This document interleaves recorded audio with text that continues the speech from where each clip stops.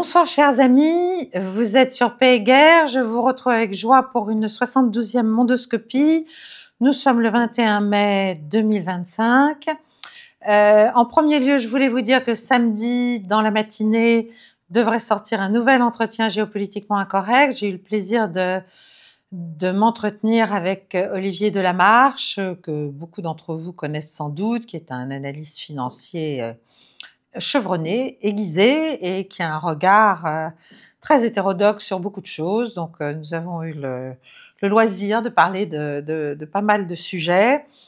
Donc, vous aurez ça samedi entre 10h et midi à peu près. Ça, c'est une première chose. Deuxièmement, merci de liker, de partager cette vidéo, de vous inscrire au Cercle des Amis de Paix et Guerre. J'ai fait sortir récemment plusieurs clés du monde et il y en a d'autres qui sont en préparation. Voilà, je vous demande comme d'habitude, de soutenir la chaîne et de vous y abonner de plus en plus nombreux. Et il y a toujours, bien sûr, Tipeee pour ceux qui veulent se montrer généreux. Alors, aujourd'hui, je vais vous parler en fait beaucoup de ce qui se passe quand même à propos de la paix ou de la guerre en Ukraine. Et bien sûr, ça touche énormément de choses en fait, parce que la relation entre la Russie et les États-Unis sur ce sujet reflète un certain nombre de problèmes plus généraux qui ont des implications au Moyen-Orient, notamment sur la question des négociations avec l'Iran, mais aussi en Europe, bien sûr, avec ce qui vient de se passer en Roumanie.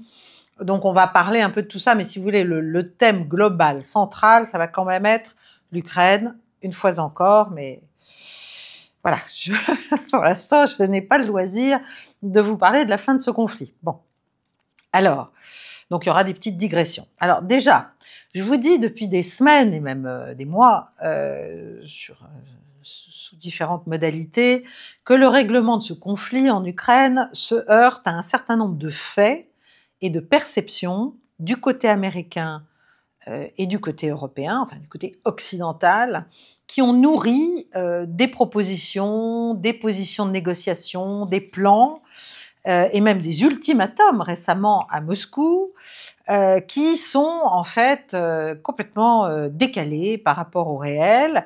Et donc tout cela nourrit un théâtre diplomatique, malheureusement, depuis des mois, qui retarde la paix et qui même la compromet d'une certaine façon de plus en plus. Donc on est quand même dans une phase que je trouve bien ennuyeuse, bien dommageable, surtout à une dynamique de paix. Il y a même certains analystes anglo-saxons, je pense ici à Brian Berletich, qui est un assez jeune homme, enfin oui, un ancien marine américain, qui fait des analyses militaires sur les questions strictement militaires depuis 3 ans qui sont vraiment remarquables. Il s'est quasiment trompé sur rien. Et lui estime qu'en fait, toute la posture de bonne volonté de Donald Trump depuis son retour au pouvoir, eh bien tout ça, c'est du vent, c'est purement instrumental, il n'y a aucune sincérité là-dedans, aucune volonté de paix. En fait, c'est des postures pour faire diversion, pour gagner du temps, et que finalement, l'objectif américain derrière tout ça reste de continuer le conflit avec la Russie et bien sûr de préparer celui avec la Chine. Bon. Personnellement, je n'y crois pas. Je pense qu'en tout cas pour Trump lui-même, ce n'est pas totalement vrai. Je pense qu'il veut en finir avec ce conflit, pas par amour de la Russie ni de Vladimir Poutine, évidemment, mais parce qu'il a bien compris que 1, c'était perdu, 2, c'était idiot, 3, ça faisait quand même très très mauvais effet, 4, ça l'empêchait de faire d'autres choses. Enfin bref, les États-Unis auraient intérêt à sortir de ce guêpier. Bon. Mais il est quand même indéniable que tous ces faits, enfin un certain nombre de faits, en fait, constituent des prémices à toute cette négociation du côté occidental, et toutes ces prémices sont fausses, tout simplement, parce qu'on fait mine d'ignorer des réalités, des évidences qui sont grosses comme des camions, si vous voulez, ça se voit de manière tellement claire, et ça a la vie dure, mais on les nie, on les dénie, et ça finit par peser lourd et par condamner le processus de paix dans son ensemble, le processus de règlement dans son ensemble, en tout cas jusqu'à présent. Alors, quels sont ces faits? Quelles sont ces évidences que l'on nie, que l'on dénie? On nie que c'est une guerre, le conflit que l'on voit là, dont l'Ukraine est le champ de bataille, est un conflit en fait entre les États-Unis, l'OTAN et la Russie, et que c'est une guerre voulue par les États-Unis depuis 1991. Donc les États-Unis sont partie prenante de ce conflit. C'est une partie au conflit. Indirectement et directement. Directement, quand ils font un coup d'État à Maïdan, bon, ça c'est clair, et indirectement via l'OTAN au moins, tout au moins, et puis via tout ce qu'ils ont installé en Ukraine depuis 2014. Donc c'est pas une guerre entre l'Ukraine et la Russie. L'Ukraine, c'est le champ de bataille, véritablement, d'un affrontement beaucoup plus large, un affrontement pharaonique, à vrai dire, et beaucoup plus ancien. Bon. Or, Trump, qu'est-ce qu'il a fait depuis qu'il est revenu au pouvoir? Il a pris une posture tactique de médiateur. Il a fait comme si, en fait, lui était l'artisan de la paix, n'est-ce pas? Alors, à la fois, c'est une manière de critiquer et de se démarquer de ce qu'a fait son prédécesseur, l'administration Biden, avec derrière, bien sûr, Obama, Clinton, enfin, c'est une vieille politique. Et c'est aussi une manière de dégager sa responsabilité, qui est malgré tout importante dans ce conflit et dans le déclenchement et dans tout le fuel qu'on a donné à ce conflit côté américain, et bien sûr de se dégager aussi du fiasco, puisque le fiasco il est là quand même. Donc, bon. Donc cette posture de médiateur est une posture en fait partiellement intenable parce qu'elle est artificielle. Et encore une fois, on ne peut pas éternellement jouer sur tous les tableaux et s'imaginer que personne ne s'en rend compte. Donc, ça a des limites, si vous voulez, cette posture de médiation, ne serait-ce que parce qu'il a autour de lui une partie de ceux qui sont d'accord avec les anciennes équipes et qui veulent poursuivre le conflit. Donc, évidemment, du côté russe, on a compris tout ça, on le sait par cœur. On comprend bien l'astuce et on le laisse faire, on le laisse prendre cette espèce de posture de celui qui veut initier la paix, mais on se méfie parce que Trump, il n'est là au mieux, si tout se passe bien, que pour 4 ans. Bon, après on verra, est-ce que ce sera Vance, est-ce que ce sera un autre, est-ce que ça va revenir aux démocrates? Ce qui est vrai aussi, c'est qu'il y a des enjeux d'ordre stratégique, c'est-à-dire d'ordre vraiment extrêmement vaste qui touche à l'équilibre du monde entre la Russie et les États-Unis, qui sont importants, et il y a des enjeux économiques et financiers qui font que la reprise du dialogue est souhaitée à Moscou depuis déjà longtemps, et aussi à Washington désormais avec Trump, parce que voilà, on considère que c'est très important, chacun considère que c'est important pour son pays. Bon. Donc il y a une convergence d'intérêts, au moins tactique si vous voulez, Trump-Poutine, ce qui fait que, Vladimir Poutine ne répond pas à toutes les provocations, ne laisse pas à ses adversaires le loisir, le plaisir même de le voir tomber dans les provocations. Ça se voit tout le temps, toutes celles qu'on fait, et ça le rend patient. Ça lui fait manifester quand même une grande patience, une grande bonne volonté, contrairement, bien sûr, au narratif médiatique qu'on a ici, c'est-à-dire Poutine bluffe, Poutine ne veut pas la paix, Poutine veut s'emparer de l'Europe, Poutine est de mauvaise foi, Poutine... Enfin bon, bref, voilà, enfin tout comme d'habitude. Vous connaissez tout ça. Chers amis, je profite de cet instant pour vous parler de NordVPN, qui est notre partenaire pour cette nouvelle année et qui sponsorise cette vidéo. Aujourd'hui, protéger ses données en ligne n'est plus une option, c'est une nécessité, vous le savez tous. Cyberattaques, phishing, trackers, les menaces sont partout et c'est là que NordVPN entre en jeu. C'est en fait un bouclier numérique ultra performant qui chiffre vos données, qui masque votre adresse IP et qui protège en fait votre connexion. Donc en un clic, vous êtes anonyme et complètement sécurisé. Mais aujourd'hui, ça ne suffit plus. Et c'est pour ça que NordVPN a développé une technologie avancée qui va au-delà du simple VPN et qui s'appelle Protection Anti-Menace Pro. Et la Protection Anti-Menace Pro, c'est une solution qui va en fait beaucoup plus loin. Vous êtes protégé en temps réel contre toutes les menaces en ligne les plus courantes. NordVPN bloque les sites malveillants avant même que vous ne cliquiez sur les URL dangereuses, détecte et supprime les fichiers infectés que vous téléchargez s'ils contiennent un virus, vous protège contre les logiciels espions et les rançongiciels, vous savez qui sont les menaces qui peuvent en fait bloquer l'accès à votre ordinateur carrément ou voler vos données. Vous avez aussi un blocage de tous les trackers et de toutes les publicités intrusives, ce qui rend la navigation quand même beaucoup plus agréable, beaucoup plus fluide. Donc c'est vraiment l'ultime outil de protection de votre navigation en ligne. On a tendance à se dire que tout ça, c'est pour les autres, les cyberattaques, les vols de données, ça n'arrive qu'aux autres. Mais quand ça vous arrive, c'est quand même assez désagréable et compliqué de s'en sortir. Et donc, avec NordVPN et avec la protection anti-menace pro, vous avez une solution toute simple, efficace, sans se compliquer la vie, pour naviguer complètement sereinement. Avec mon lien en description, en plus, vous avez 4 mois gratuits sur NordVPN. Et donc, je vous invite à découvrir ce service par mon lien qui est en description. Sachez qu'en faisant cela, évidemment, en plus, vous soutenez Paix et Guerre. Et de cela, je vous remercie beaucoup, d'ores et déjà.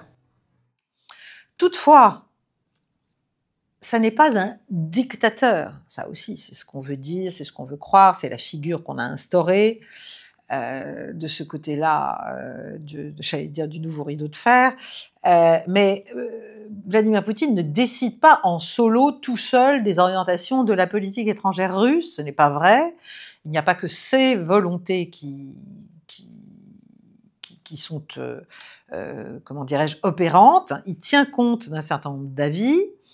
Il a un entourage, et il a un entourage dont une partie, au moins, commence à en avoir assez, c'est-à-dire à montrer des signes d'impatience assez nets, puisque la Russie gagnant sur le terrain, eh bien, voilà, il y a un certain nombre de gens qui disent, bon, maintenant, faut passer la seconde, la troisième, la cinquième, la septième, même éventuellement, et voilà, arriver à une capitulation de l'Ukraine, pour laquelle il n'y ait pas d'autre alternative que cette capitulation. Donc ça veut dire avancer beaucoup plus vite, ça veut dire continuer à mobiliser, ça veut dire faire un certain nombre de choses. Ça ne veut pas dire que la Russie serait capable d'aller à très très grande vitesse sur tous les fronts en même temps, sans résistance, ça ne veut pas dire ça du tout, mais changer de rythme, parce qu'on voit bien que là, pour l'instant, on est toujours, et depuis 3 ans, dans une guerre d'attrition, alors que les moyens à la fois en hommes et en matériel russe ont complètement explosé par rapport à février 22. Bon. Donc, voilà, nous on explique des choses totalement contradictoires, c'est-à-dire que la Russie est monstrueusement hostile et dangereuse, mais qu'en même temps elle est faible et c'est pour ça qu'elle n'avance pas et donc elle a perdu. Non, la Russie gagne militairement ce conflit, encore une fois, je le répète, et donc il y a autour de Poutine un certain nombre de gens qui le poussent à changer un peu de méthode, d'approche et à être d'une certaine façon moins patient vis-à-vis des atermoiements ou des hésitations ou des contradictions américaines dans la négociation. Alors, il a autour de lui essentiellement celui qui joue le rôle du chien noir, là, qui est Dimitri Medvedev, l'ancien président, et puis il y a Lavrov, bien sûr, son ministre depuis des décennies des Affaires étrangères, mais ces deux-là montrent qu'il y a une collégialité de la décision,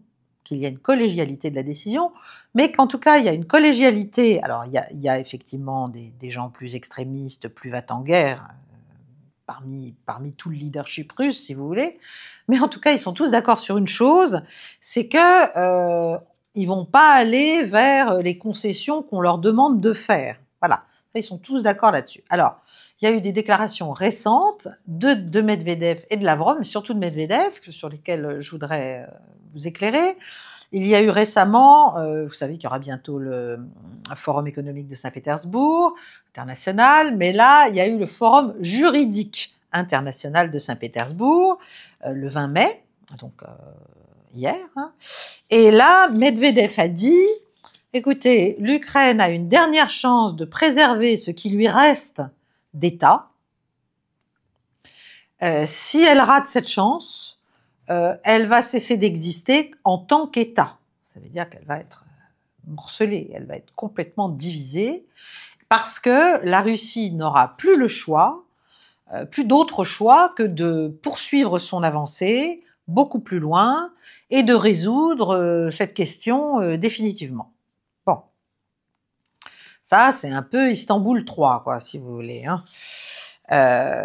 Parce que il y a donc eu un round à Istanbul, la négociation sur lequel je vais revenir, mais il faut se souvenir que ce troisième round à Istanbul a eu donc deux premières étapes, et la première, c'était celle de mars 22, ce fameux accord quasiment conclu et remis en cause par les Ukrainiens aux ordres des Anglais et des Américains.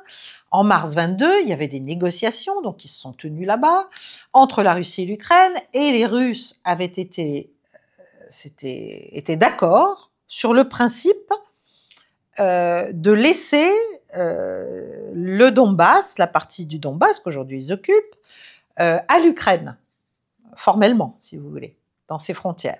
Ça, c'était Istanbul 1.0, si j'ose dire. Ensuite, il y a eu 2024, donc après 2 ans de guerre, en juin 2024, plus de 2 ans de guerre, Poutine qui a parlé avec un certain nombre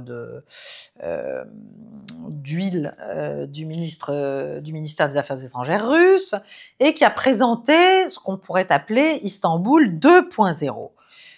Et là, évidemment, il s'était passé des choses sur le terrain quand même depuis 2 ans. Et donc, là, pour le coup, il y avait les 4 oblasts dont on parle tous les jours aujourd'hui, c'est-à-dire Donetsk, Louhansk, Zaporijia et Kherson, qui désormais faisaient partie du territoire russe après les référendums qui ont été tenus en septembre 22 dans chacune de ces provinces. Et donc les bases d'une négociation de paix, si vous voulez, avaient déjà changé en matière territoriale de manière assez nette quand même. Bon, et là, maintenant, Medvedev, par ce genre de déclaration, explique qu'il va y avoir un Istanbul 3.0. Hein. C'est pas forcément ce qui s'est passé jeudi. Bah, jeudi, il s'est rien passé d'ailleurs parce que il n'y a pas eu de négociation, ça a commencé en fait vendredi. Ça s'est passé à Istanbul, mais c'est pas forcément ça le 3.0. Le 3.0 dans la tête de Medvedev, c'est un 3.0 encore bien plus défavorable à l'Ukraine. Bon, et puis il a dit d'autres choses, Medvedev, qui sont quand même importantes, que les Européens feraient bien d'écouter.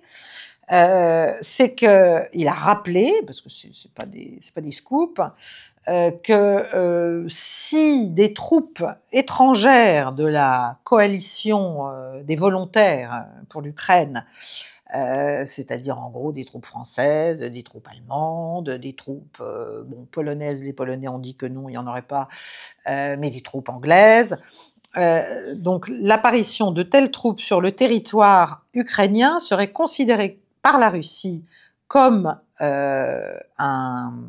une forme de menace militaire, que donc ces troupes seraient des cibles militaires légitimes du point de vue russe, et qu'il ne faudrait pas s'étonner des conséquences de cette conception russe, si vous voulez. Il fallait que les Américains comprennent bien ça, voilà. Et il fallait qu'un certain nombre d'États, dont les États-Unis, fassent comprendre aux politiciens européens très militants et très, selon Medvedev, qui ont perdu l'esprit, eh bien il fallait vraiment restreindre et contraindre leur pulsion de guerre et de bellicisme pro-ukrainien parce que ça allait mal se terminer pour eux. Bon. Ensuite, il a menacé, ou plutôt alerté, sur la marche possible vers une catastrophe globale, parce que quand même on est dans une confrontation entre des puissances nucléaires, que ce soit la Russie et les États-Unis, la Russie et la Chine, et ça exacerbe, selon lui, des enjeux, des questions globale, chronique, enfin des vrais sujets, mais entre puissances détentrices quand même du feu nucléaire dans des proportions colossales, je ne parle même pas de la France ou de la Grande-Bretagne. Et puis enfin, il a aussi parlé de la question de la souveraineté ukrainienne en disant que bon, l'Ukraine est un État failli, clairement, qu'il n'y a évidemment pas de politiciens ukrainiens, et certainement pas le président. Là, encore une fois, hein, je reprends ses propos. Je vous les cite pas parce que c'est tout en anglais, donc après on va m'expliquer que c'est pas bien, je parle anglais. Mais je vous dis vraiment ce qui est dit. Donc, il n'y a pas d'officiels ukrainiens ayant autorité pour conclure un traité de paix avec la Russie. Donc, c'est une manière de dénier toute légitimité, en fait, en matière de commandement, d'autorité, si vous voulez, à l'Ukraine, ou en tout cas à ceux qui dirigent l'Ukraine actuellement. Et c'est une manière aussi de lui dénier une forme de souveraineté. Et donc, ça veut dire ça aussi qu'en fait, c'est avec les Américains que les Russes entendent discuter sérieusement, voilà, pour arriver éventuellement à quelque chose, si les Américains le souhaitent véritablement. Et puis Lavrov, bon, est revenu sur un certain nombre de choses. Lui, il a surtout axé son propos sur la protection du peuple orthodoxe d'Ukraine, voilà. Et donc le combat russe pour rétablir, pour restaurer les droits de l'Église orthodoxe, que ce soit par la diplomatie ou par la force, mais en tout cas ce sera fait. Voilà. Donc c'est voilà, c'est assez clair si vous voulez. C'est assez clair et là pour le coup ils sont tous d'accord.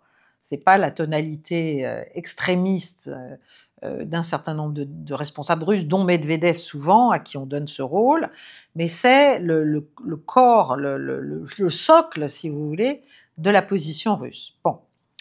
La deuxième prémisse qui est fausse et qui compromet l'avancée de la paix, eh bien, c'est ce mensonge selon lequel la Russie est faible. La Russie n'avance pas, non pas parce qu'elle ne le veut pas, elle restreint ses forces, mais parce qu'elle ne le pourrait pas. La Russie a eu des pertes énormes et la Russie a une économie qui va très très mal. C'est quand même extrêmement, c'est vraiment l'hôpital qui se fout de la charité. Bon. Donc c'est factuellement faux, hein, et je renvoie à tout un tas d'études, qu'elles soient anglo-saxonnes ou qu'elles soient françaises. D'ailleurs, chez nous, nous avons quand même l'excellent Jacques Sapir qui nous étudie ça par le menu depuis des années.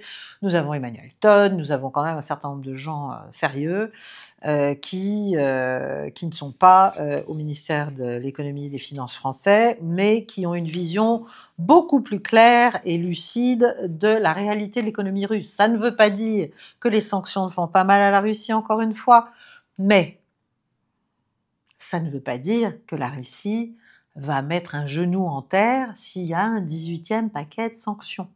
Voilà, c'est ça qu'on devrait comprendre. On vient de mettre en œuvre le 17e. Bon. Donc, on ne peut pas sérieusement négocier sur des bases de compréhension du conflit, de l'état du conflit et des parties au conflit qui sont complètement fausses, qui sont complètement à rebours de la réalité, si vous voulez.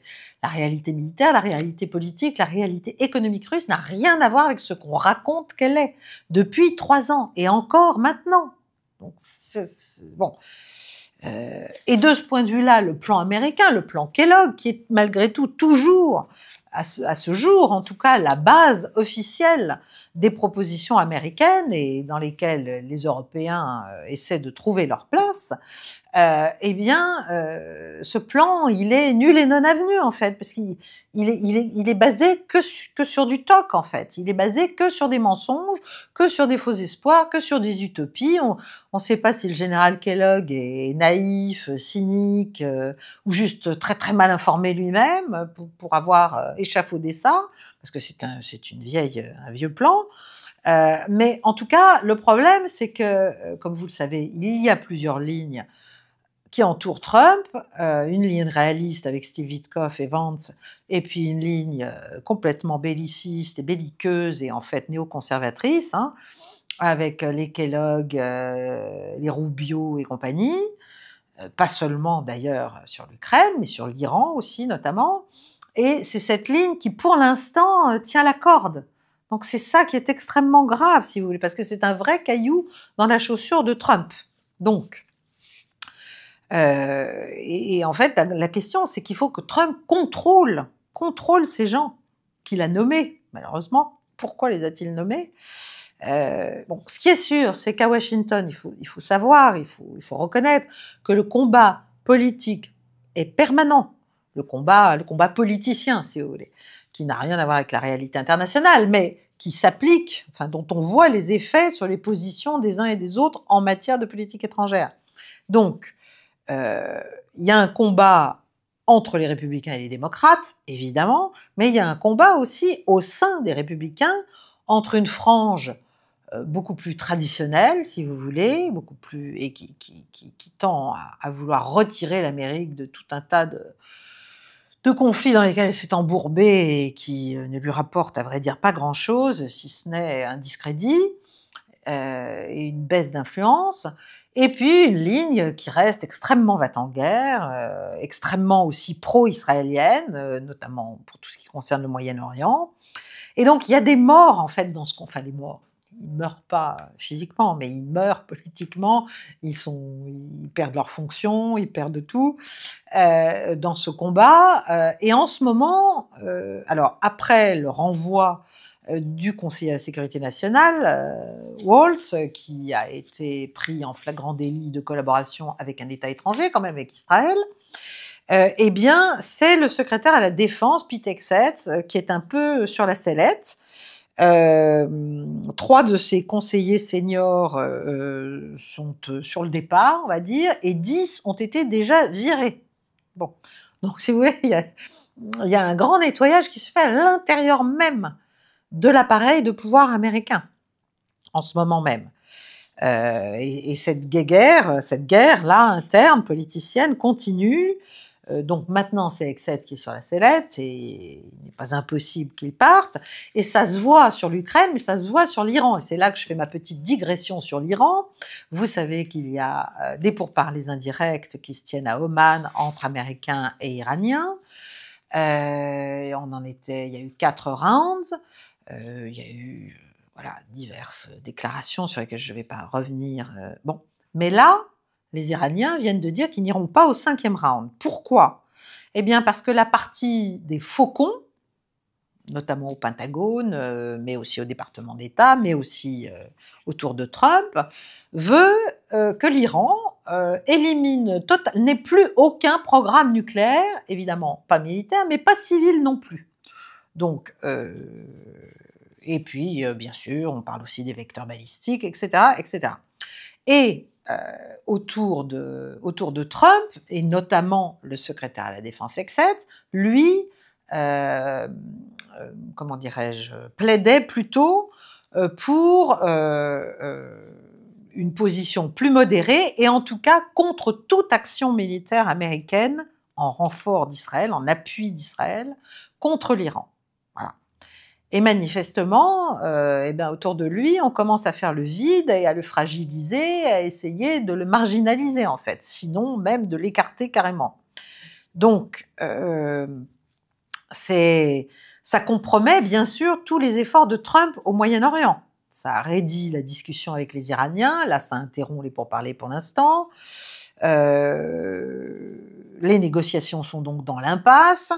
Les États-Unis donc ont des positions maximalistes que les Iraniens évidemment refusent. Et puis il y a aussi CNN qui a parlé avec un certain nombre de gens du renseignement, donc en fait c'est des fuites autorisées si vous voulez, et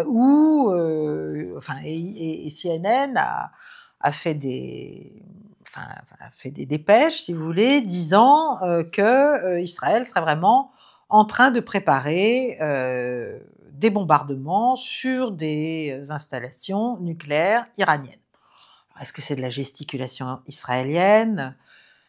étant donné que les relations entre Trump et Netanyahou ne sont pas au beau fixe, que Trump essaie de le retenir, que l'autre, évidemment, a tout intérêt à poursuivre ce qu'il fait subir à Gaza et à poursuivre la guerre d'une manière générale, est-ce que ça peut aller jusqu'à prendre le risque de frappes israéliennes qui, à mon avis, se heurteraient à des représailles et donc il y aurait peut-être un effet d'entraînement malheureux vers les États-Unis, au secours de leur allié privilégié. Bon, en tout cas, si jamais Netanyahou se risquait à faire ce type d'action là, en ce moment, il mettrait en morceaux toute la politique américaine au Moyen-Orient, tout ce qu'essaie de faire Trump avec les Saoudiens, avec les Qataris, avec les Émiratis, etc., etc. Et ce serait un très très très gros, comment dirais-je, coup porté à la relation Trump-Netanyahou. Ce serait bien sûr aussi un très gros risque de conflit et d'explosion au Moyen-Orient. Et c'est quand même ce que depuis 2023, hein, depuis le 7 octobre et la riposte israélienne, les États-Unis essaient quand même, tout en aidant malheureusement Israël à poursuivre cette offensive qui va très au-delà du Hamas dans la bande de Gaza. Les Américains ne veulent pas que ça dégénère en conflit dans lequel ils devraient s'engager. Bon, donc voilà, difficile de savoir si ces dépêches renvoient à quelque chose de sérieux et de vrai, ou si c'est de la gesticulation et de la pression israélienne sur Trump et sur la Maison-Blanche. Bon. En tout cas, Netanyahou, lui, il n'a pas abandonné son projet. Et ce qui est vrai aussi, c'est que les faucons pro-Israël, si vous voulez, sont aussi des faucons pro-ukrainiens, hein, voilà, et anti-russes. Bon. Et d'ailleurs, Trump lui-même, il a évidemment des réactions et des idées parfois contradictoires. Il ne veut pas de guerre à long terme dans laquelle les États-Unis s'enferrent, s'encroutent, mais il aime quand même la politique de force. Il a quand même, quand il était dans son premier mandat, je crois bien, ordonné l'exécution de certains généraux iraniens. Il a été, c'est quand même lui là, qui a lancé, qui a donné son accord à une campagne pas très successful non plus, de frappe contre les Houthis. C'est lui qui fait remonter le budget de la défense à 1 trilliard de dollars. Donc voilà, il y a beaucoup d'imprévisibilité, parce qu'en fait, il y a sans arrêt des courants qui se combattent et le président, j'allais dire, est un peu l'enjeu de tout cela. Le convaincre d'une chose ou d'une autre est une vraie priorité pour beaucoup de gens. Bon, alors tout ça, ça nous ramène au plan Kellogg. Alors, je crois pas vous l'avoir bien, comment dirais-je, détaillé le plan Kellogg, parce que je peux pas parler de tout, et je me suis dit que quand même, il fallait peut-être revenir là-dessus, parce que malgré tout, c'est la position américaine actuelle. Souhaitons qu'elle change, souhaitons qu'elle devienne plus intelligente et plus réaliste, mais pour l'instant, le plan Kellogg, qui est un vieux plan, hein, parce que ça a commencé, c'est un plan dont les premières versions datent d'avril dernier. Vous voyez, il y a 1 an, en fait. Hein. Alors, donc vous vous souvenez qu'il y a à peu près 10-15 jours maintenant, ça va très très vite, Rubio, Witkoff, Kellogg sont venus à Paris, ont rencontré les Européens, enfin les Européens les plus bellicistes, les plus anti-russes et des représentants de l'Ukraine, et ils ont apporté une proposition de cessez-le-feu unilatérale, voilà, que la délégation américaine a exposée, qui correspondait à un certain nombre des demandes européennes d'ailleurs. Et en gros, c'était aussi une manière pour les Américains de dire, bon, écoutez, voilà ce qu'on propose, it's take it or leave it, hein, vous prenez ou vous prenez pas. Si vous prenez pas, bon, on se lave les mains du conflit ukrainien, vous vous débrouillerez tout seul avec les Russes. Vous avez quelques jours pour les accepter.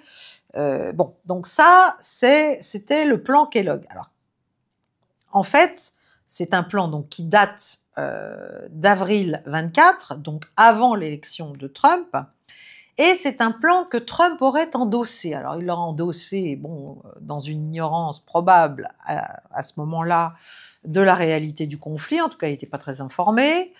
Il n'avait pas tellement le temps non plus, mais enfin, c'est le plan de la plateforme républicaine Trump pour l'élection. Donc, il s'est laissé faire, si vous voulez, au départ par le général Kellogg, et le général Kellogg lui-même a convaincu Trump, ce qui est quand même fou, puisque c'est un optimisme délirant, que Trump pourrait mettre fin au conflit avec ce plan assez rapidement, avec un espèce de mélange asymétrique de pression, de menaces, d'incitation, à la fois vis-à-vis des Russes et vis-à-vis des Ukrainiens, que Washington pourrait décider du timing, que finalement Washington pourrait obtenir de la Russie quelque chose qui conviendrait, qui conforterait ses intérêts et qui conforterait aussi les intérêts ukrainiens. Bon, mais le problème, c'est que ce plan, donc, c'était basé sur des présupposés qui sont complètement faux. La Russie est faible, la Russie a perdu, la Russie a beaucoup de pertes humaines, la Russie est vulnérable aux sanctions, à la menace des sanctions. Bon. La Russie est dans une impasse dans la guerre. Ah bon? Et donc la Russie sera d'accord pour faire un cessez-le-feu selon les termes américains.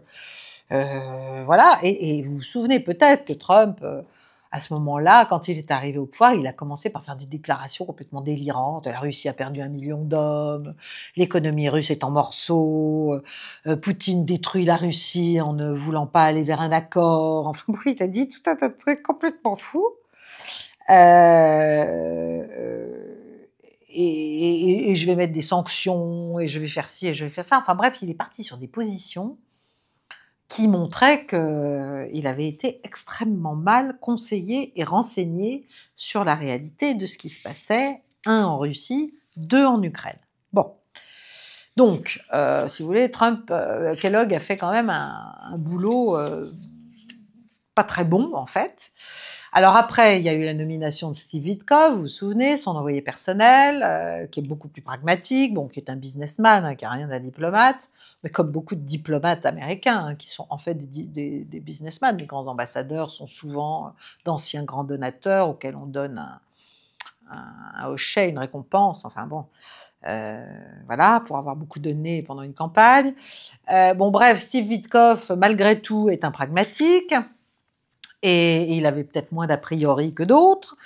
Il est donc allé plusieurs fois, il a parlé plusieurs heures avec Poutine, ça s'est très bien passé de manière générale, et quand même, Witkoff a expliqué à Trump que Poutine n'avait aucunement l'intention d'accepter un quelconque cessez-le-feu général avant qu'il y ait un cadre politique sérieux, global, qui permette de traiter ce que les Russes appellent les racines de ce conflit. C'est-à-dire, en fait, la dégradation de la relation russo-américaine, l'élargissement de l'OTAN, la neutralité de l'Ukraine, enfin bon, un certain nombre de choses lourdes, la sécurité en Europe, les accords, enfin bon, il y a beaucoup de choses à traiter, si vous voulez, avant de commencer à parler d'un cessez-le-feu en Ukraine, dont les Russes ont dit sur tous les tons que de toute façon, ils ne se faisaient pas d'illusions, ils savaient très bien que les Américains s'en serviraient pour juste permettre aux Ukrainiens de se réarmer, de repartir à l'attaque un peu plus tard. Bon, donc, mais enfin, néanmoins, c'est le plan Kellogg qui s'est imposé contre le pragmatisme de la ligne Witkoff, en tout cas officiellement, et en tout cas vis-à-vis des Européens, ce qui est quand même embêtant, parce que ça nourrit, j'allais dire, la bêtise européenne, enfin de certains Européens, c'est-à-dire cette idée qu'on peut continuer la guerre contre la Russie, la guerre d'attrition, la guerre d'usure, qu'on va finir par l'avoir. Alors, le plan Kellogg, pardon, en gros, c'est quoi? Comme ça, ce sera fait, je vous l'aurai expliqué une fois, vous pourrez retrouver Mondoscopie 72. C'est d'établir un gel le long de la ligne de front, un gel déposition, si vous voulez, de geler le conflit. Il n'y a pas d'interdiction définitive pour l'Ukraine d'entrer dans l'OTAN, mais on recule tout ça loin dans le futur. On ne dit pas vraiment quand. Il y a eu plusieurs choses qui ont été dites, 5, 10, 15 ans. Bon. En tout cas, ça n'est pas jamais d'Ukraine dans l'OTAN. Donc déjà, ça, c'est une fin de non-recevoir pour la Russie. Donc qu'est-ce qu'on veut en fait? On veut peut-être effectivement que la guerre se poursuive encore des années. On s'imagine que les Russes vont se lasser, ou vont continuer à ce rythme-là, ou vont perdre. Bon. Ensuite, aucune limite mise, là aussi, deuxième objectif de la Russie, démilitarisation de l'Ukraine, aucune limite mise à la taille de l'armée ukrainienne future, donc post-agreement, post-accord, si vous voulez. Aucune restriction sur le type ou les quantités d'armement que les forces ukrainiennes pourraient détenir. Hein. Et au contraire, en fait, toute l'idée du plan Kellogg, c'est de permettre aux États-Unis de reprendre leur soutien militaire à l'Ukraine, comme ce qu'ils ont fait à partir de 2014, si vous voulez. Bon. Donc, voilà. Pas de territoire cédé officiellement à l'Ukraine, à la Russie par l'Ukraine, sauf la Crimée. Bon, là, je crois qu'il n'y a vraiment que pour Zelensky que c'est soi-disant encore un sujet. Mais là, dans le plan Kellogg, les Américains reconnaissent la Crimée comme russe. Bon.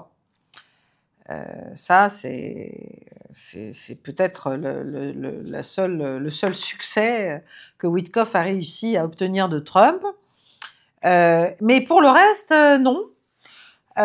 Tous les territoires pris par la Russie ne sont pas russes, alors qu'ils sont déjà dans la Fédération de Russie. Donc déjà, ça aussi, c'est une fin de non-recevoir pour les Russes. Donc la Russie exercera son contrôle sur les parties des 4 oblasts qu'elle détient militairement, qu'elle contrôle militairement, un contrôle mais pas une souveraineté. Voilà. Et jusqu'à la ligne de conflit. Or, comme je vous l'ai expliqué, tout l'enjeu de ces 4 oblasts, c'est que la Russie ne les contrôle pas totalement militairement aujourd'hui. Voilà. Donc il y a encore une part qui est sous contrôle ukrainien. Et la Russie demande aux Américains de forcer les Ukrainiens à lâcher les 4 oblasts s'ils ne veulent pas qu'elle aille plus loin et ailleurs. Bon. Donc là, ça se passe pas du tout comme ça. Les Ukrainiens, en fait, donc, ne renoncent pas à leur territoire, sauf à la Crimée. Les Russes exercent un contrôle sur ceux qu'ils contrôlent déjà. Bon, d'accord. Bon. Mais sur la partie qui sépare des frontières administratives des 4 oblasts qu'ils ont intégrés dans la Fédération de Russie, eh bien, c'est toujours l'Ukraine qui est là. La centrale électrique, mais nucléaire en fait, qui produit de l'énergie électrique de Zaporojié est placée sous contrôle américain. Bon.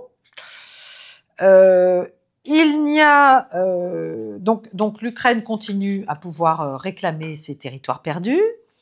Tout ce qui est en revanche à l'ouest du Dniepr est divisé en 3 zones, anglaise, française et allemande, dans laquelle il y a des forces de l'OTAN.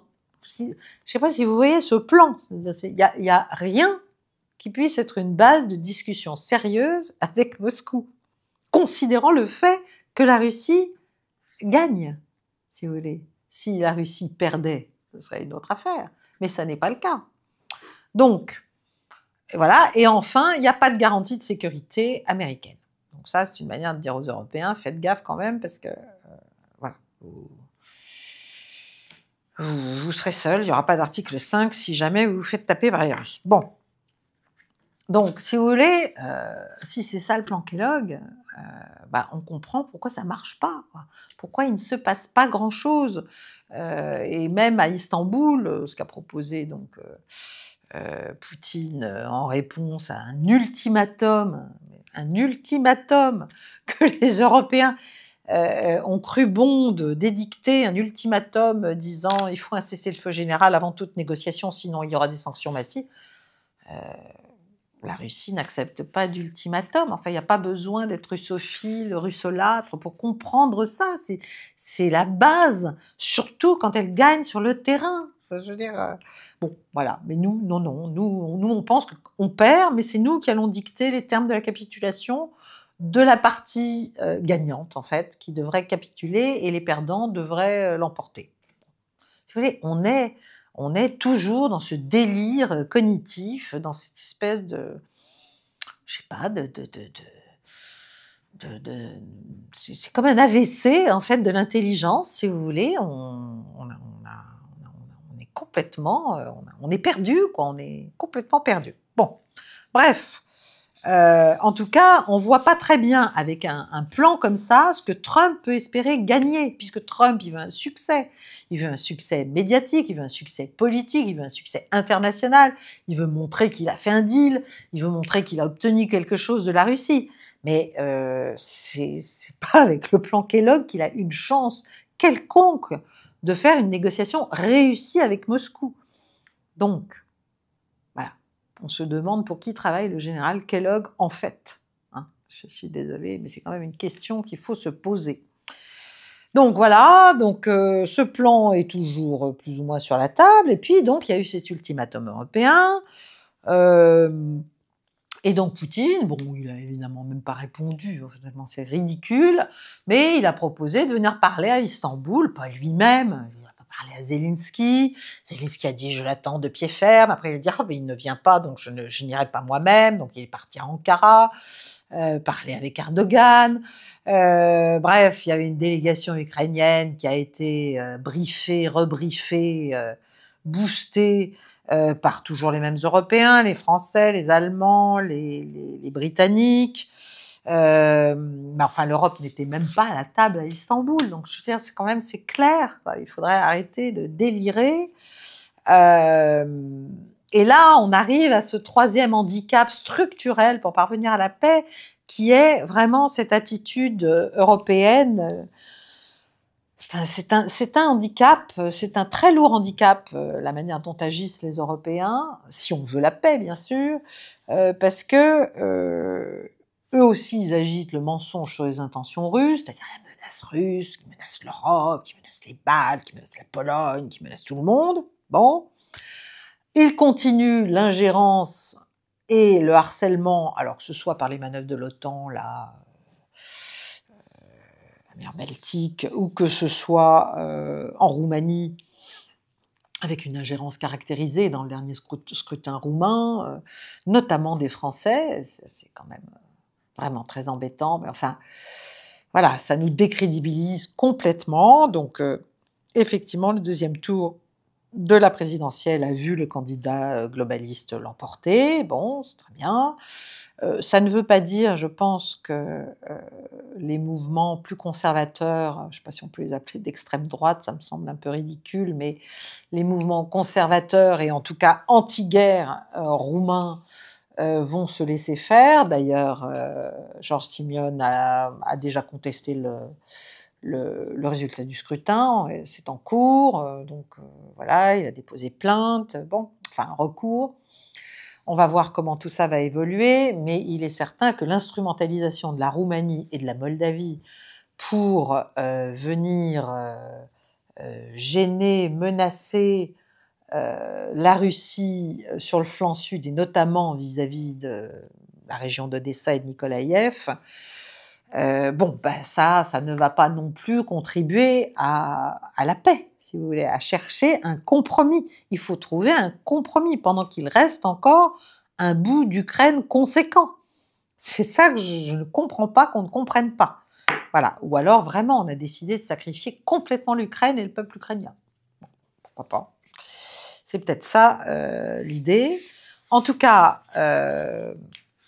donc il y a eu cet Istanbul, là, cette négociation qui n'en était pas vraiment une, parce que justement les bases sont fausses, si vous voulez.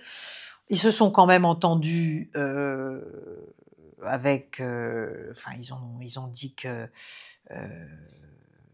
il y aurait un échange de prisonniers, 1000 de chaque côté. Bon, très bien. Mais Medinsky, qui dirigeait la négociation, enfin l'équipe de négociation russe, a quand même dit, alors Medinsky c'est un ancien ministre de la Culture, mais c'est aussi un historien militaire assez connu, qui était déjà à Istanbul 1.0, et il a dit, bon bah écoutez, en fait on est revenu à Istanbul 22, mais avec les avancées russes d'Istanbul 24, hein. Donc on a, alors c'est pas lui qui l'a dit, mais c'est moi qui vous le dis, l'Ukraine maintenant a plus d'1 million de morts, elle a perdu 4 régions et il y en a plusieurs autres qui sont en train d'être menacées par la Russie. Tout ce qui lui restait de richesse minérale est passé sous contrôle états-unien. Son économie, n'en parlons pas, il n'y en a plus. Donc c'est un pays complètement failli, c'est un État complètement failli. C'est un État qui est dans un... c'est dramatique. Et Medinsky donc a dit, bah, écoutez, nous ne voulons pas la guerre, nous voulons la paix, mais on est prêt à combattre pour 1 an, 2 ans, 3 ans, aussi longtemps qu'il le faudra. Et puis il a rappelé aux Ukrainiens et forcément aux Européens derrière, que bah, ils avaient quand même combattu la Suède pendant 21 ans. C'est une vieille guerre du XVIIIe siècle, mais enfin, ce qu'on appelait la Grande Guerre du Nord, n'est-ce pas? Et combien de temps vous voulez vous battre, vous?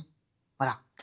Donc, cette espèce de rhétorique sur le thème jusqu'au dernier Ukrainien, il y a un moment où il va y avoir un dernier Ukrainien, si vous voulez. C'était une manière de leur dire, bon, soit vous capitulez, soit on va continuer à taper beaucoup plus et aussi longtemps qu'il le faudra pour que vous compreniez. Voilà. Et pourtant, tous les amis de l'Ukraine ne pensent qu'à une chose, c'est la mettre en état de continuer à se battre. Est-ce que c'est ça, être les amis du peuple ukrainien? Parce que parmi les prémices, je ne les ai pas toutes dites, hein, mais il y a aussi cette idée que Zelensky est représentatif des intérêts du peuple ukrainien. Bon, il faut quand même le dire très très vite, hein. Voilà, Zelensky est représentatif des intérêts d'un certain nombre de puissances occidentales, donc étrangères, et puis d'un certain nombre de gens autour de lui qui le menacent tout autant qu'ils le contrôlent. Et voilà, il n'a pas d'autorité ni de marge de manœuvre propre. Bon. Alors, pendant que Medinsky faisait ses déclarations un peu brutales, donc il y avait aussi Kirill Dmitriev, qui est le président qui était dans les premiers rangs et qui est le président, notamment en Arabie Saoudite, du fonds russe souverain. Et Dmitriev, lui, il a essayé d'être un peu plus positif, donc c'est là qu'il a dit, il y a eu un échange de prisonniers, 1000 de chaque côté, et puis chaque partie va travailler sur des options de cessez-le-feu, et on continue, on poursuit le dialogue. Bon, c'est quand même pas lourd, c'est pas beaucoup. Alors c'est vrai, ils ont tous discuté en russe, hein, parce qu'ils ont voulu expliquer qu'il fallait des interprètes pour parler, pour transcrire l'ukrainien, pour transcrire le russe en ukrainien, mais le problème c'est que l'interprète côté ukrainien a fait défection et en a profité pour se faire la malle.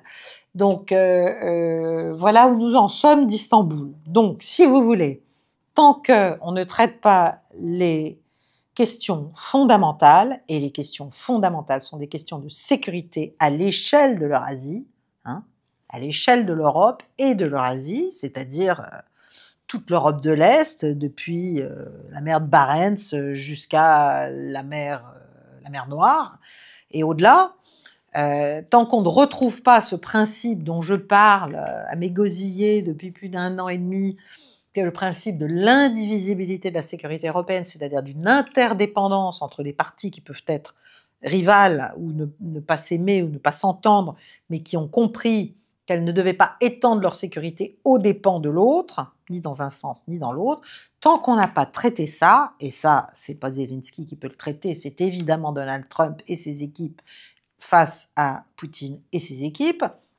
eh bien, on va pas aller très très loin sur la question ukrainienne à proprement parler, puisqu'encore une fois, l'Ukraine n'est qu'un champ de bataille d'un affrontement beaucoup plus large et plus ancien. Voilà. Donc,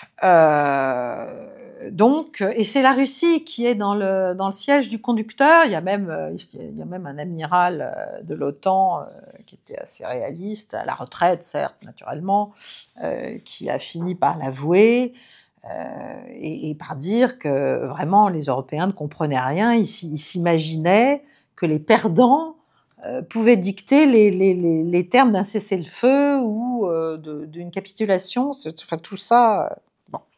Mais au-delà de tout ce que je viens de vous expliquer là sur l'Ukraine, si vous voulez, il y a un fait qu'on ne peut plus, en fait, qu'on doit traiter.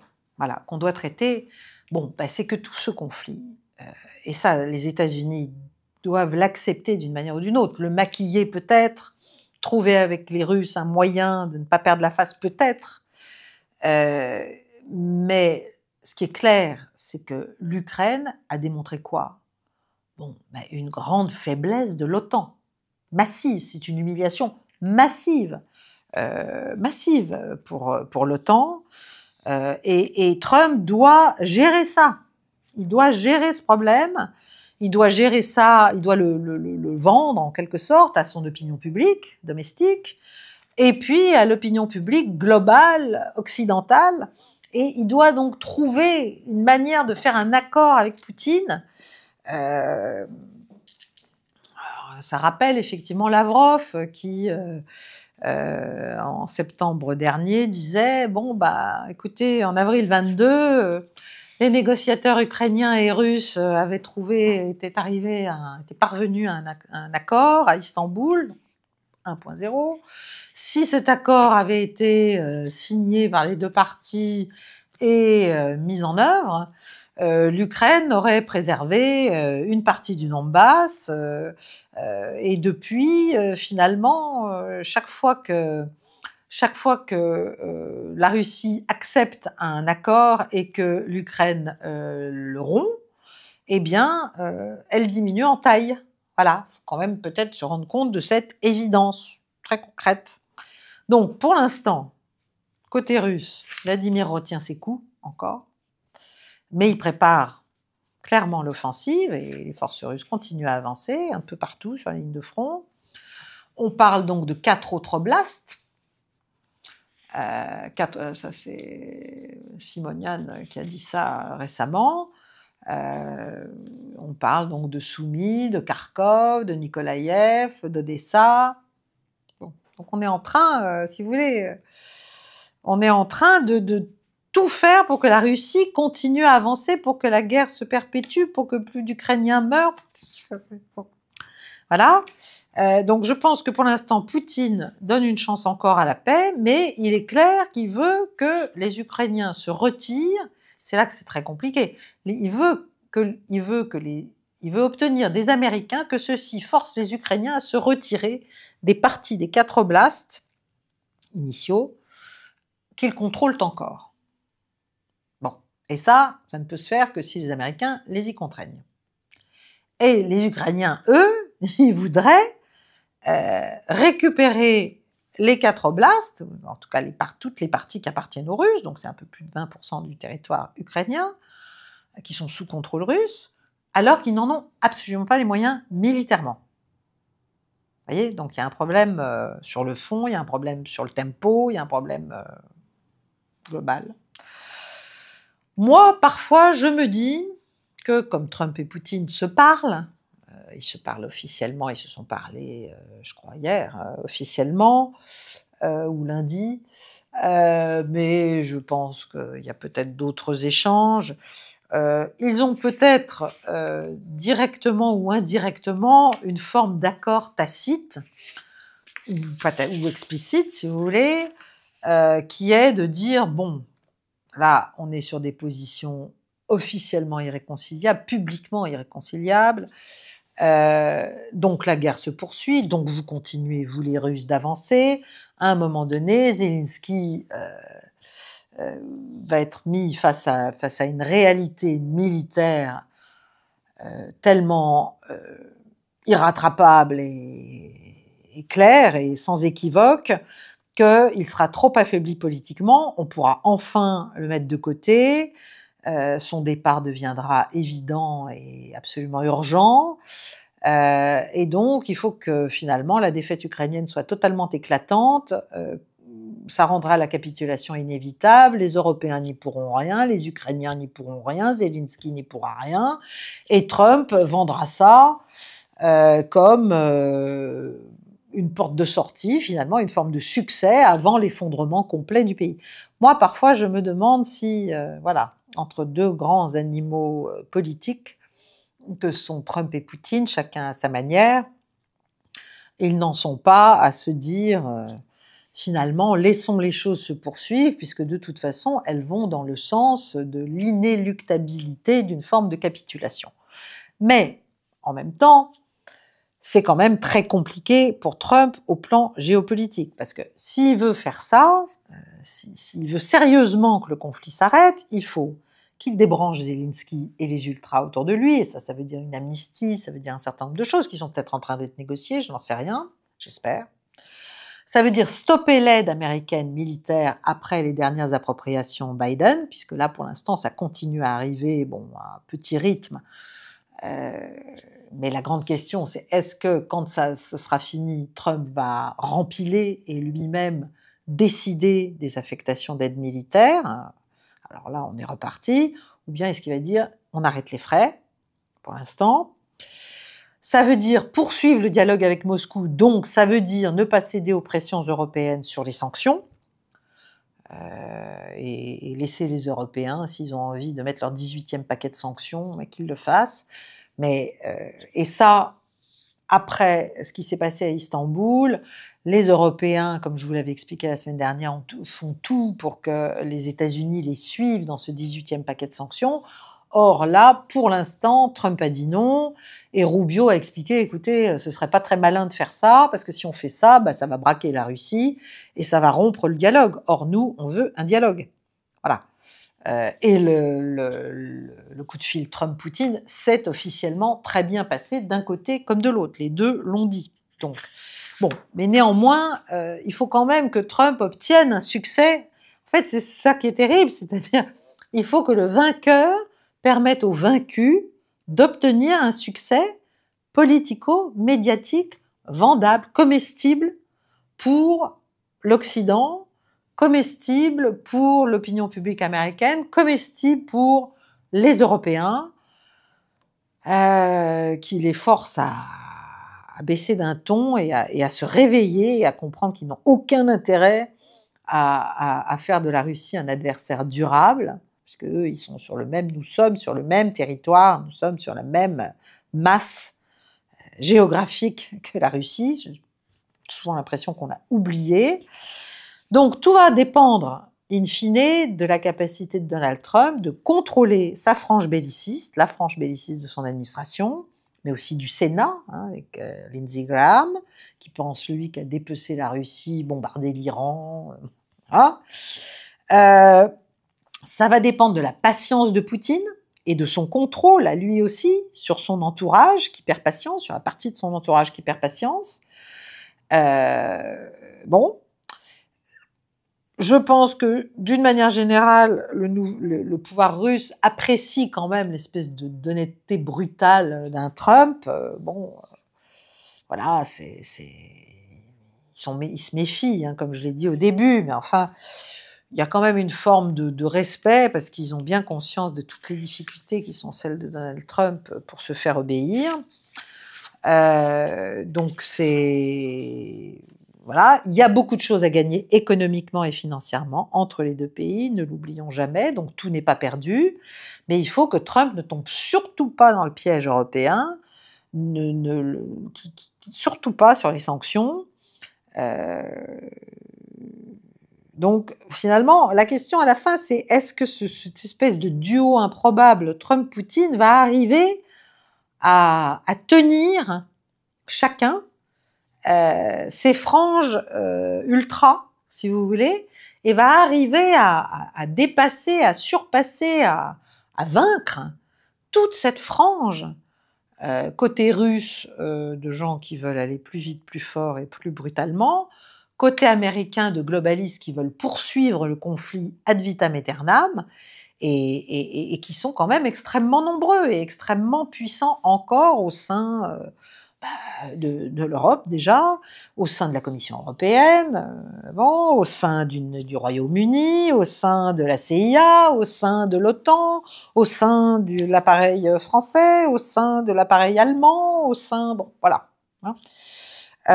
Et aussi d'ailleurs dans certaines institutions internationales, parce qu'en fait tous ces gens, ils utilisent Zelensky comme une espèce de mèche contre Trump et Poutine. C'est ça qui est incroyable, c'est ça que je veux que vous compreniez, c'est-à-dire il y a un combat dans le combat, si vous voulez. Voilà, c'est vraiment, en fait, les deux qui voudraient arriver à quelque chose, qui sont obligés de dealer, et surtout du côté Trump, avec tous ceux qui veulent empêcher la paix à tout prix, empêcher l'apaisement, empêcher que ça se calme, enfin. Donc ça, c'est un groupe d'opposition très lourd à renverser, si vous voulez, ou en tout cas à mettre sur le boisseau. Et puis, au plan géopolitique global, malheureusement, pour Trump, et ça peut le pousser à donner des gages, malheureusement, à la frange des faucons, eh bien, c'est que quand même, les États-Unis, à la fin, si vous voulez, quelle est l'issue de tout ça? Ben, c'est que les États-Unis sont en train de perdre l'Eurasie, complètement. Ils sont en train de perdre la masse terrestre eurasienne. Et ça, comme je vous l'ai expliqué, c'était le cauchemar. Ça a toujours été le cauchemar géopolitique américain, le cauchemar de Mackinder, le cauchemar des Brzezinski, bon. Et on voit bien au plan plus global, au-delà du théâtre ukrainien et même du théâtre européen, que tout ça, ça consolide la multipolarité du monde, ça consolide un monde qui échappe au contrôle américain, qui échappe à l'hégémonie américaine. Donc, l'Ukraine, si vous voulez, quand vous la replacez sur un plan géopolitique global, c'est un pion, c'est clairement un pion. C'est pas méchant vis-à-vis d'eux de dire ça, c'est un pion, et c'est un peuple surtout qui s'est fait jouer par ses propres dirigeants, mais c'est un pion sans souveraineté. Voilà. Simplement, admettre la capitulation de l'Ukraine, bah, c'est admettre d'une certaine manière la capitulation de l'OTAN. Et c'est admettre aussi la capitulation de l'Empire, enfin ce qu'on appelait l'Empire, c'est-à-dire l'Empire américain, et on est dedans, hein, on est les vassaux à l'intérieur. Donc ça, c'est quand même très très très difficile à avaler comme pilule, pour un Trump bien sûr, mais pour toutes les élites globalistes, dirigeantes de cette partie-là du monde. Donc c'est très compliqué, et puis Trump, bien sûr, c'est un narcisse, donc il faut aussi quand même, il faut qu'il arrive à y retrouver ses petits et à supporter finalement la réalité, c'est-à-dire que le découplage Russie-Chine, ça va pas se faire, hein, ça va pas se faire. Il peut essayer, en aidant la Russie à en finir avec l'Ukraine, à rebalancer ses relations, notamment énergétiques, mais aussi économiques avec l'Europe. Mais pour ça, il faut convaincre les Européens. Et il ne faut pas convaincre les Européens, en fait. Il faut les mettre sous pression pour qu'ils n'aient plus le choix. Voilà. Que de refaire du business avec la Russie. Bon. Donc, ce serait intelligent. Enfin, bon. En tout cas, si vous voulez, derrière tout ça, au plan géopolitique, c'est vraiment les grandes manœuvres. Parce que la grande manœuvre des globalistes, des stratèges globalistes américains, néoconservateurs, dans le Parti démocrate et dans une partie du Parti républicain. Qu'est-ce que c'est? Bon, ben c'est de se servir du pion ukrainien, si vous voulez, que l'OTAN ait comme pion l'Ukraine, donc il s'agissait de la faire rentrer dans l'OTAN, pour que ce soit un pion contre la Russie, pour faire tomber la Russie, parce qu'ils s'imaginent qu'ils peuvent faire tomber la Russie, et ensuite de se servir de la Russie pour aller taper la Chine, en fait. Voilà, c'est ça l'idée ultime. C'est ça l'idée ultime. Alors, soit affaiblir la Chine en la découplant sérieusement de la Russie, ça n'arrivera pas, soit l'idée initiale, c'est de se servir de la Russie contre la Chine. Et ça, les Chinois, ils l'ont évidemment bien compris, et depuis fort longtemps. Et de la même, donc ça, c'est aller, si vous voulez, depuis l'ouest vers l'est, vers la Chine, par la terre et par la mer, et puis vers l'est, c'est toute l'affaire de Taïwan. C'est se servir de Taïwan comme d'une espèce de marche pour aller attaquer aussi la Chine.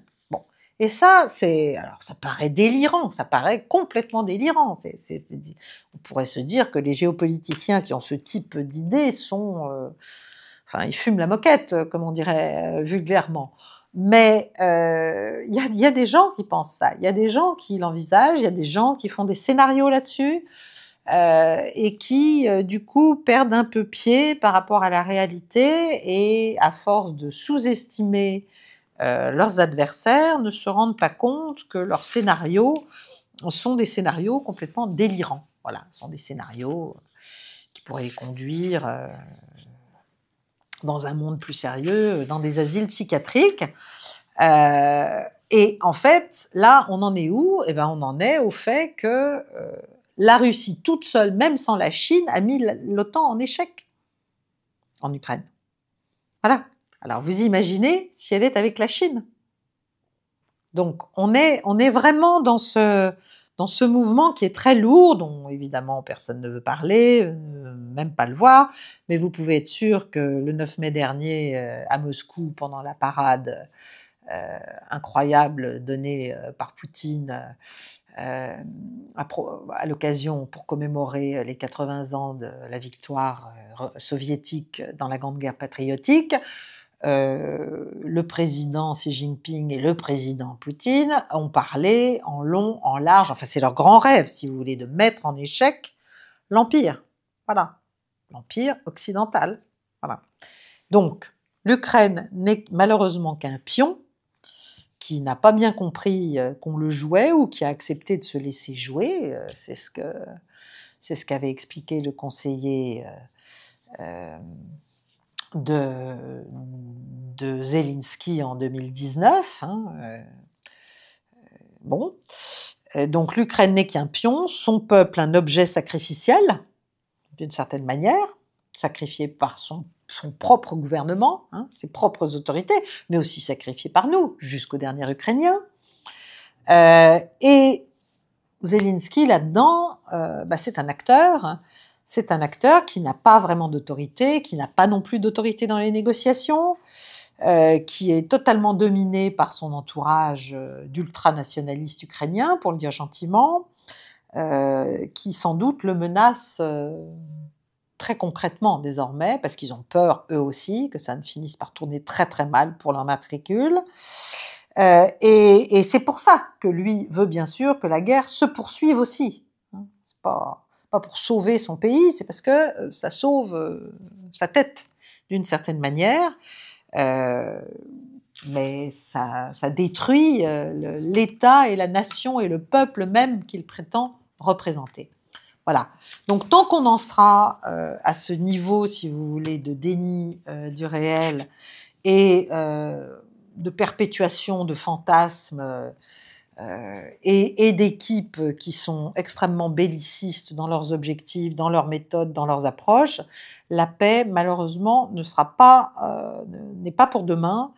Il faut qu'on ouvre vraiment grand les yeux, il faut qu'on accepte de regarder la vérité en face et de regarder, d'accepter que nous avons fait des calculs extrêmement spécieux et qui sont aussi extrêmement dangereux. Et qu'il faut arrêter avec tout ça et revenir à des réalités toutes simples, si l'on veut préserver l'Ukraine, bien sûr, et si l'on veut espérer rétablir une forme de sécurité à l'échelle non seulement de l'Europe, mais du continent eurasiatique tout entier. Vous me direz que moi-même, je suis une grande idéaliste qui est bonne à enfermer peut-être, parce que j'ai des fantasmes géopolitiques inaccessibles, mais néanmoins, c'est assez logique, c'est assez clair, si vous voulez. Si vous prenez une carte du monde, c'est ce que je fais très régulièrement, vous vous rendez bien compte que, voilà, il faut en finir avec ce qu'on a voulu faire à la Chine et à la Russie, et il faut revenir à un équilibre mondial un tout petit peu plus équitable, et qui permette, certes, à des rivalités de s'exprimer, mais sans rechercher forcément la destruction et l'affaiblissement rédhibitoire de centaines de millions de personnes, voire de milliards d'ailleurs. Je vous remercie de votre attention, je vous remercie de liker et de partager cette émission qui est un peu trop longue, mais comme la dernière était extrêmement courte, vous me pardonnerez, j'espère. Et je vous dis à la semaine prochaine. Ça va être extrêmement compliqué pour moi la semaine prochaine de sortir une émission le mercredi. Si jamais je n'y arrivais pas, je vous préviendrai sur la chaîne et je le ferai le lendemain. Mais je vais essayer malgré tout. Voilà, je vous remercie, je vous souhaite une belle soirée, chers amis. Au revoir.